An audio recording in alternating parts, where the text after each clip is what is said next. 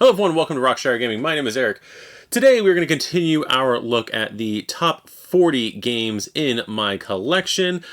These are various games that I have acquired over the years, both new and old, kind of going over all the games that I've had, not just a 2023 list, but all the games that we currently own here on RockShire Gaming. As I've said in the previous video, that this is not necessarily a list of worst to best.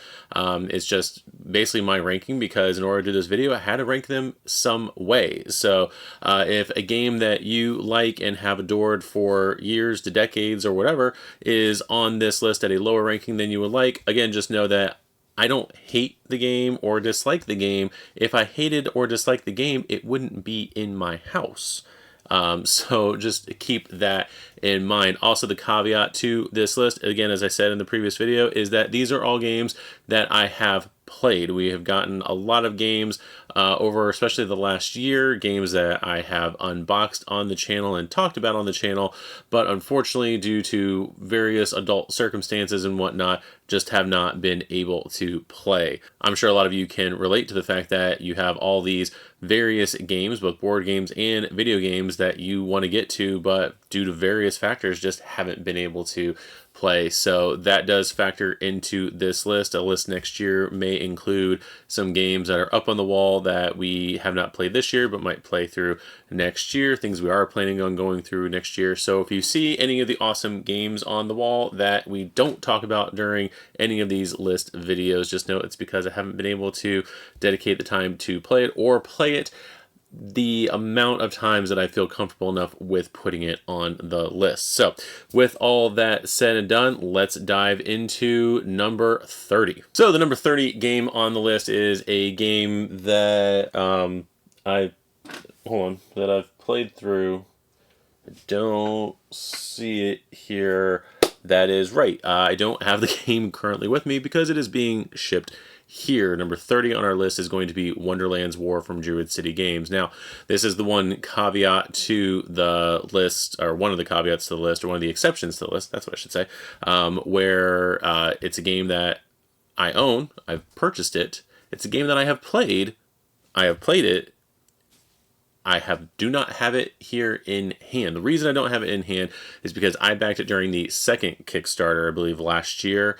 It is currently shipping as of the last shipping update. I believe they stated in that one that it will, they're already starting the shipping process, printing off the labels and everything like that. It would be really cool if I got the shipping notification while we were doing this video. That would just be funny to me, but alas, it has not arrived yet. But I do know people who have the game. I have played mostly 4-player games of it, and it was one of those games that didn't surprise me. I like the aspect of the fact that you have like the tea party phase beforehand, and you're basically trying to build up your allies and your armies to take on your other opponents.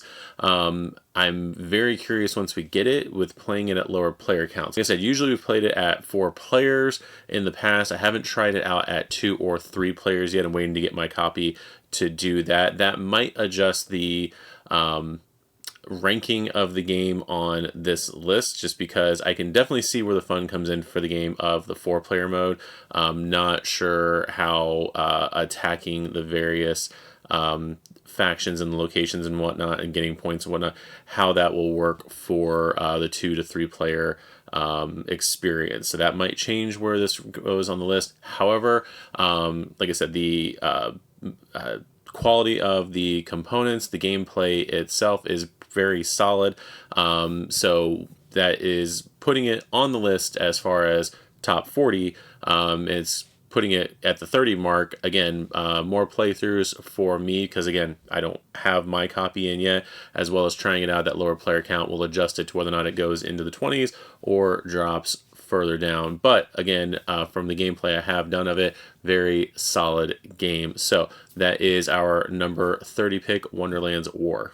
So my number 29 game is another one of those surprise games that I basically just saw it on Kickstarter, thought it was a, rather short, inexpensive game listed on there. So I went ahead and picked it up kind of on a whim or whatever, and I am glad I did. That is Mind Your Business from Envy Born Games. This base game does play up to 2 players. There is another version with different colored meeples that will allow you to play up to 4 players per session, and you basically have tile cards on the board, and you are basically taking chains of different colored gemstones and ores and whatnot and collecting them, earning points as you go. There is the timer for you going over your half of the board, but you can manipulate the board using different cards and abilities, spinning the tiles around to either help you or to mess with your opponents. So there is a lot of interaction with other opponents, which again is another plus for this game, and for our liking of it here on the channel.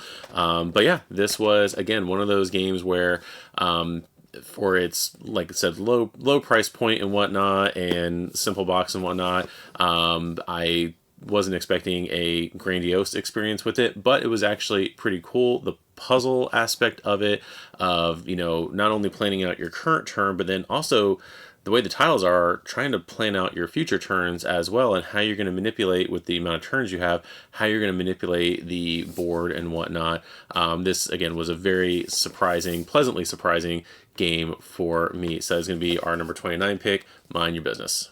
Number 28 is a game from Atlas Games that I've had in my collection for quite a while. First time I actually saw it was on tabletop back in the day, but that is going to be Once Upon a Time. This is a card-driven storytelling game where you and your opponents are basically collectively telling a story. You have different prompt cards and whatnot that you have, and everyone has their ending that they are trying to work toward, and you're basically playing all the other story cards in your hand and then attempting to get to your ending before somebody else gets to theirs. This game is a lot of fun. It does help when you have other people with you who are into imaginative storytelling and whatnot. Most of the cards and expansions for this are themed toward like a fairy tale setting, but you can adjust that any way you want. The cards are basically a guideline. You don't necessarily need to stick with that theme if you do not want to. So, but again, we've had quite a few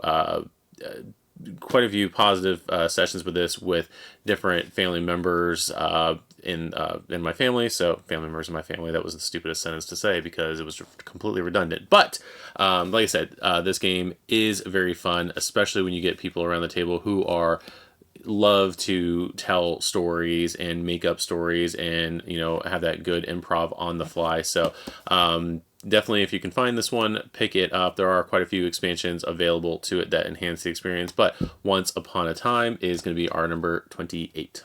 So our number 27 game on the list is going to be, I believe, the only skirmish game or skirmish game adjacent, however you want to call it, on the list. So it's not anything heavy like a Warhammer or anything like that, but it does fit the theme of most of the stuff you see us play on the channel, and that is going to be Marvel Crisis Protocol. This is technically, I would say, one of the first skirmish games that I have owned. I've got the initial release right here. I have quite a few of the other characters. I don't know if it's ever shown up in camera. You might be able to see them from very far away whenever I've done like the Kickstarter analysis videos, but I do have quite a few of the figures in various states of being painted and prepped and whatnot.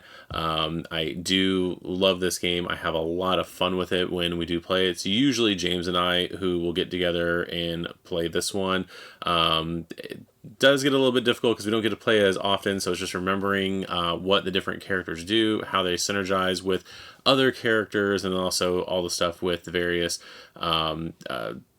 cards that can enhance your team and whatnot. So all those different rules do get bogged down a little bit, especially depending on how much time we have, and we don't have time for a full-blown playthrough of the game. But again, I love the models for this. We have a lot of fun with it. I am currently Zero in question mark in this game. I have the opposite problem with this game that I do with Smash Up. Smash Up, I said before, I am currently undefeated. I am completely the opposite in this. I'm pretty sure I have lost every scenario that I have played, but there is a lot of versatility with this game. It does require, I know we talked about in the other video, whether or not expansions are necessarily required. It does require at some point to get various other packs for the game. You can go hog wild like I was at one point and grabbing up every pack that comes in the game, or you can, I don't know how it necessarily would work with like certain cards and whatnot, because I know some cards from one pack might be usable for a different team, but you can basically go with just your theme of stuff. If you just wanted to hang out with the Guardians of the Galaxy, you can do that to a point.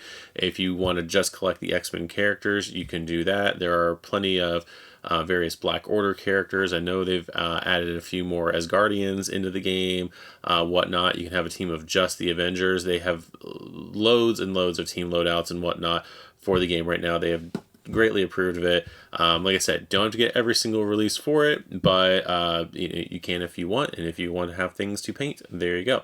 Like I said before, I do have this game, everything from the base game I do have, as main figures do, painted. Some of the terrain I don't have painted. A lot of the releases since, a lot of it's been assembled, most of it's been primed, not all of it's been painted, so I have a lot of primed figures up on the wall. That is my painting shelf of shame for the most part.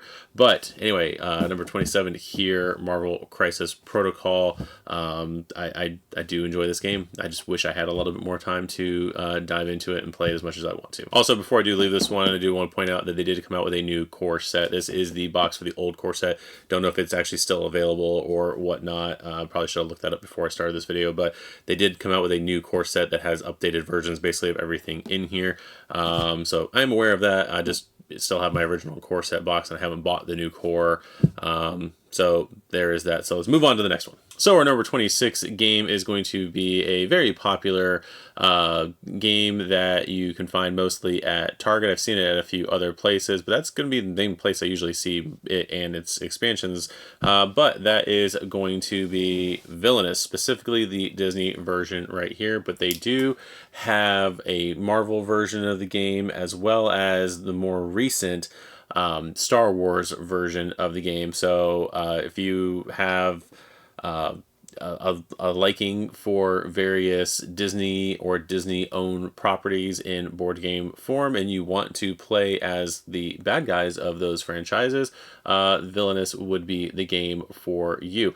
I do like the fact that it's you as the villain kind of fighting against the heroes from whichever villain that you are playing as. So when you're Captain Hook, you're playing against Peter Pan. When you're Prince John, you're playing against Robin Hood and those characters. There is interaction between you and the other players, some in the game.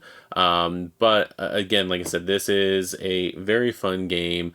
We have an enjoyable time playing with it. Jake's actually the one who introduced it to me first. So again, this is kind of one of those categories of me playing someone else's copy more so, and then me enjoying it and going out and getting the rest of it, because I'm pretty sure at this point I do own all of the game. This is one of those ones I have been wanting to play on the channel with doing a bunch of different combinations of characters for everybody at the table. So it's just kind of getting to play as all that. I think we have an unboxing as well of the Oogie Boogie solo box that came out around Halloween. So but yeah, Villainous is going to take up this slot on the countdown. 25 on the list is going to be another one of those games that, again, Jake introduced me to. We played it a few times. I randomly found a copy of it in a comic book store in Orlando, and have not been able to find the main expansion for it, so I don't have any way of talking about that. And I'm pretty sure the game is out of print now, so it's very hard to find in some cases. But that is going to be Shadows over Camelot. This is a Arthurian legend themed game where you play as King Arthur and the Knights of the Round Table, going out and doing various quests either as a group or solo. The tournament with the Black Knight, looking for the Holy Grail, Excalibur, all those things are all in here, protecting Camelot itself. There's a lot of various aspects to this game that are very enjoyable, and it also gives you a little bit of anxiety because this does have a trader mechanic to it. So you can have, at least one trader amongst your group. I believe the game plays 7 players. I've never gone up to 7 players. It is a minimum of 3 players. That to me is the only downside to it. It does have 3 mainly because of the trader mechanic. Because if you had 2 players, you'd just both be pointing at each other the entire time. Like, you're the traitor. No, you're the traitor. No, you're the traitor. And you're not the traitor, so you know that person's the traitor, and the other person's just full of crap. So having to have that third person in there does get it to the table a little bit less during off time or whatnot, just because I try to find more 2-player or games that work well with 2 players or 2-player games as it is to play around the house. So Shadows over Camelot, like I said, it's very fun, especially when you have the trader mechanic and you have people at the table who just don't trust anybody, or they're like me and I'm not saying I'll play as the traitor when I'm not the traitor, but I like to have a little bit of chaos in these kind of games and, throw everyone off just because it's like my own little mini game. So there is that. But Shadows over Camelot from Days of Wonder, taking up the spot there. If you can find a copy of it, I would very much suggest picking it up if you can, if it is priced decently. Number 24 is going to technically be, I think, the only campaign game on the list. Again, if you're looking behind me and you see, hey, you have a couple different campaign games, especially up on the top of the shelf right there. Yeah, I know. But this one right here does have a pretty good theme. We've played through it, the beginnings of it a few times. I have enjoyed the mechanics for it. I would like to get it played on the channel at some point. Only thing mainly stopping us is kind of rearranging things around here so we can possibly put 4 people at the table, and that is going to be Mice and Mystics. This is the box right here for the expansion. I do have the main game over there. I just didn't, have a way of taking it off there without you guys noticing, if you have paid attention to that before. But this is going to be the number 24 game on the list. It is a story-driven, cooperative game.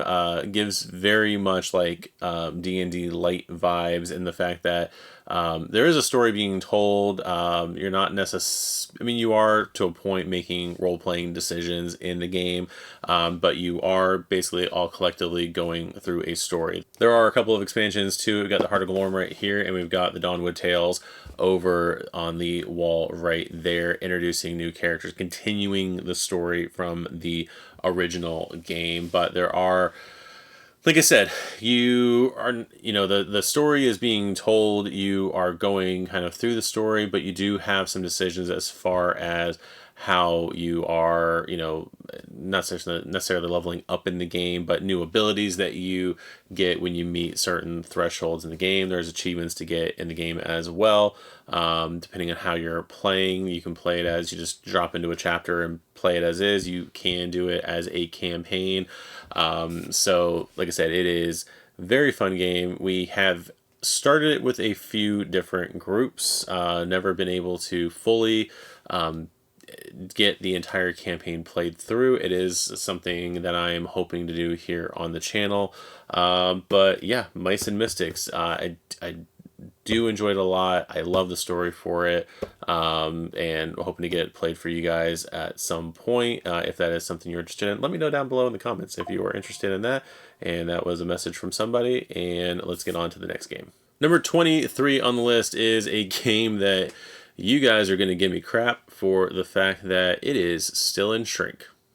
That is going to be our old friend Carcassonne right over here. This is, I think, one or two editions back. There is a newer version of the box. I don't have the original version, but as you can see, all shiny, it is. Oh my gosh, I need to silence my phone. So as I said, this game is still in shrink. This is another one of those games on the list where I have played other people's versions of it and not my own. Main reason for that is I found this on clearance at a Walmart a couple of years ago at this point, but whenever I have gone to play it and either people have come over here, I've gone over to other people's house, we always play everyone else I know has the big box. I've never been able to necessarily invest in the big box with all those extra expansions and whatnot and the extra content. So I've never had a need for opening this. Also, I sometimes have the mentality of like, I have to unbox this on camera before I can play it, or before I can actually go through it. I don't think anybody really wants me to go through Carcassonne at this point. We'll see, though. Let me know, again, below in the comments. So that is one reason why I have not opened up this box. The other reason is because I play it more here on my tablet. My wife and I will basically, this is one of the list of games that we will play it, like the pass and play and everything like that. Just because it's easier to do that when it's just the two of us and not have to necessarily worry about, putting on all the tiles, clean up, all that stuff. And it's just kind of something we just kind of, play on the couch while we're watching, something or whatever. But yeah, we usually play, like I said, on the tablet more when it's just the two of us. And like I said, when we play, with a group of people, it's always somebody else's big box that they have brought over or gotten out and not my regular version of that. Again, though, the game itself is very fun. I love the tile laying aspects. I love the puzzle aspect of trying to figure out basically how the tiles go and also trying to figure out scoring. I am also the worst person when it comes to scoring stuff in the game, especially trying to figure out the fields. Other things I can, are pretty straightforward. For some reason, the fields always trip me up. Luckily, when you're playing like the app version, you don't have that kind of problem. But like I said, I very much enjoy the game. I have no real qualms. It's, very well designed game. And like I said, I've played through quite a few of the expansions as well through the app version, at least the ones that are on the app. Again, don't really own all the expansions, but we have enhanced, when I've played other people's versions of the game, we have enhanced the game with some of like little mini expansions or larger expansions to the game. So that is going to be our pick here for this slot, is going to be Carcassonne. Number 22 is going to be a game that I've had for quite a while. I'm pretty sure I didn't realize that I bought it when it apparently just came out, because I'm thinking that there is a 10th anniversary version of it that has released recently, and that is going to be Boss Monster from Brother Wise Games. This game, I mean, look at this. I grew up in the 80s. This is what Nintendo boxes looked like when I was a kid, especially first party ones. So, but Boss Monster, it is a dungeon building game. It is basically you as the boss monster, the end boss of all the various 8-bit video games that we all loved to play, and creating your dungeon with different rooms and whatnot, and trying to stop those pesky heroes from coming in and killing you. So that is the basic premise of the game. The game can get a little bit complicated with different rules for different rooms, basically contradicting the actual main rules and whatnot. What game does not do that? But very much enjoy playing through this one. All the different Brotherwise games I have played through. Like I said, they're all, for the most part, very solid games. Boss Monster itself has 2 other main expansions past this that are in this big box size, and they also have a bunch of little expansions that add new bosses, rooms, spell cards, all those different things, items, I believe, in there as well, that they add into the game over different releases over the years. So it is very much worth picking up. Can't say enough good things about it. Boss Monster number 22. And finally, for our number 21 game for this list, or this portion of the list, is a game that If you heard my phone beeping a few minutes ago, it was the company informing the internet about various things having to do with the re-release of this game on GameFound. That is going to be Masters of the Universe, the board game, Clash for Eternia. In this game, you are playing different scenarios, either on the side of the heroes, like He-Man, Man-at-Arms, Teela, so on and so forth, or you can play in a lot of the scenarios as the villains, Skeletor, Beastman, Merman, Triclops, and others, to accomplish various scenarios. There is like the rescue scenarios where you're going after various civilian characters or NPC characters. There's basically just skirmish scenarios, all sorts of different things. This is another one of those games that is, again, with being the CMOD, is enhanced by the various expansions it does have. You can play through this game with the content that is in here. There is more than enough content in this game to just get the base game and go. The other expansion boxes do add other factions, like She-Ra and the Princesses of Power. They do add like the Evil Horde with Hordak, and also the Snake Men as different factions, though one side is usually always evil and one side is usually good for the purposes of different scenarios that do make that distinction. Overall, I have enjoyed the gameplay of this one. I will say that the rulebook has tripped me up a little bit, and there is a FAQ that we covered on the channel for this game. So we've attempted to get together and film this one for the channel one or two times. Usually because of time constraints, we usually didn't get to this one because it is a bigger game to set up and whatnot. So, but the games we have played of it, I have enjoyed immensely. It does give me that nostalgic vibe, which is probably another reason why it is up on the list. Like I said, we've played a few scenarios off camera, but like I said, that nostalgic vibe it gives me. I grew up with watching He-Man mostly in reruns in the mid-'80s. Had various action figures that, to this day, I'm not sure how I acquired them. The show was on a decline in the like when I was like 1 or 2 years old, so I don't know if I got it from like an older cousin or whatnot, but I did have quite a few of the various figures. Most every character, I'm actually looking at it, most every character that is on this box I used to own the original figure for, and it makes me sad that I don't have them anymore. Thank you, Mom. But anyway, like I said, this is a very enjoyable game. I encourage you to go out and get it. They are going to be relaunching the campaign for it, not on Kickstarter, but they are going to be putting it, I believe, on GameFound, coming out in January. So if you are interested in this, I am planning on putting some gameplays out of the game in that time. We do also have unboxings already on the channel. If you are interested in that, if you're interested in picking up the game and you want to watch those to see what all was in the various boxes, I would encourage you to do that. But like I said, planning on diving into this game very soon to kind of coincide with the relaunch on GameFound.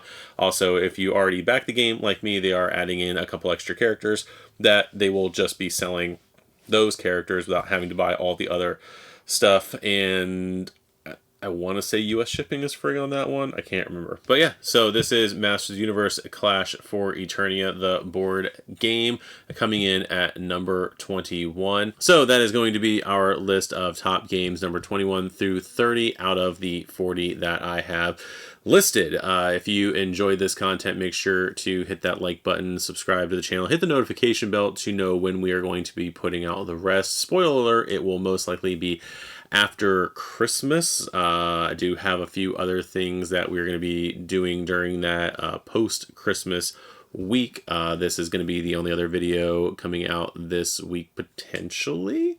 I got some other ideas for some stuff that we don't really need to talk about, but like I said, I thank you guys for tuning in to this one. Thank you for the support that you've all given the channel over the last year, and I look forward to going over the other 20 games with you in the next coming days to weeks. So with that said, this has been RockShire Gaming. I have been Eric, and I'd like to thank you guys very much, and I'll see you in the next video. Bye-bye.